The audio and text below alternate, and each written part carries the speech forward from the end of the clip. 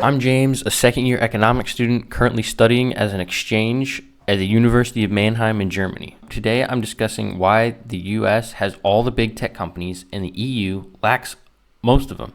The biggest tech company that the EU has is only worth $450 billion, which is just the cost of 6 failed metaverses. Do you have a favorite feature? Yeah, check this out. Wow. So that's pretty neat. Why is there no Facebook, Amazon, Netflix, or other homegrown tech companies out of Europe? And why does all the new exciting tech companies come from the US?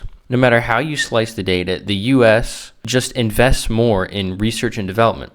If you measure research and development as a share of net sales, or even just high-tech industries, or even just net R&D expenditures, the US more or less dominates the EU in like every single category. From looking at the charts, you may be saying, but they're still investing in technology. How come Europe doesn't have anyone in the top 20 of big tech? Another good question. Look who's paying attention. Good boy, good boy. According to this paper, which I'll leave a link to in the description, it finds that the gap in R&D intensity between the EU and the United States is driven by differences in sectoral composition of the two economies.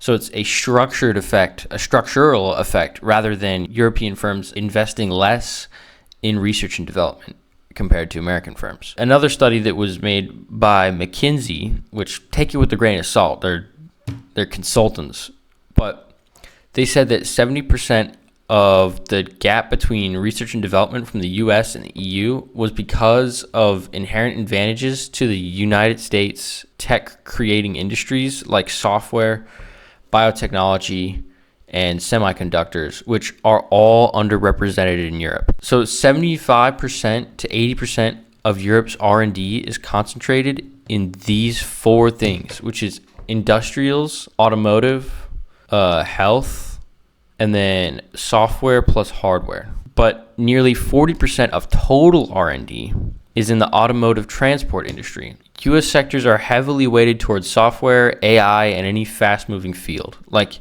any new field that could be the next thing is where the US primarily invests.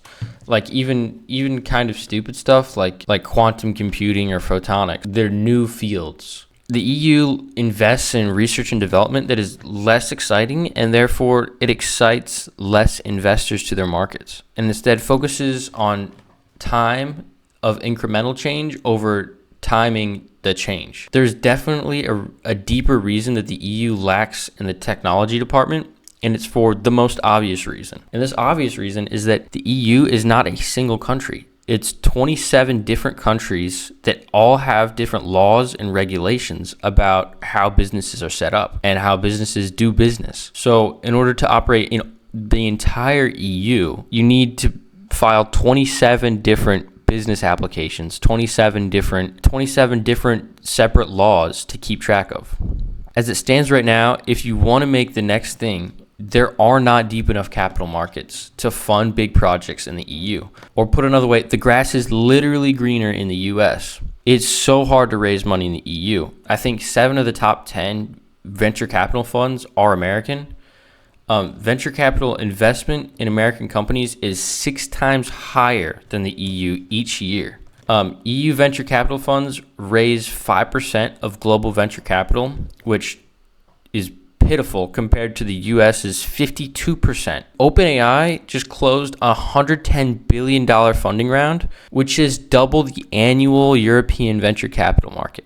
Venture capital is basically the only mechanism that gets risky early stage ideas off the ground. The other problem is that Europeans happen to be happy. They have a nicer work-life balance, whatever that means, and workers have more rights than in the US, including the ability to strike, demand fewer hours, and they occasionally throw hissy fits, which is amazing for the workers so they don't get bullied, but it leads to less people getting hired and fired and less innovation because startups can't dynamically change their workforce. If they do fire a portion of their workforce, they could face extensive litigation, which makes investors very, very nervous. The US has a head start in this race. Areas in the US like the Bay Area and New York have immense amount of physical capital investment in new technologies. They have immense human capital, immense organizational capital, and immense network effects.